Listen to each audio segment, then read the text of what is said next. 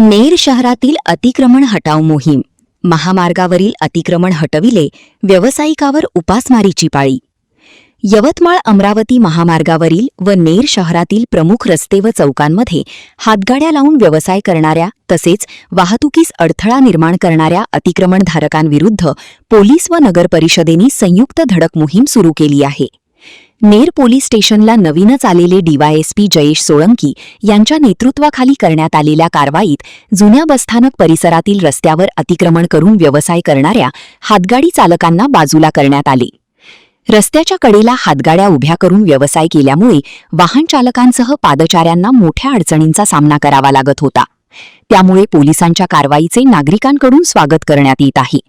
मात्र अतिक्रमण हटविल्यानंतर काही दिवसांनी पुन्हा जैसे थे परिस्थिती निर्माण होण्याची शक्यता असल्याने कायमस्वरूपी उपाययोजना करण्याची मागणी होत आहे.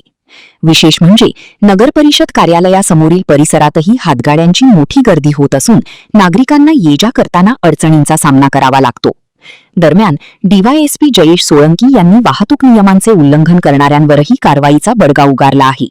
ट्रिपल सीट वाहन चालक तसेच अल्पवयीन मुलांकडून वाहन चालविण्याच्या प्रकारांवर कारवाई करण्यात आली आहे.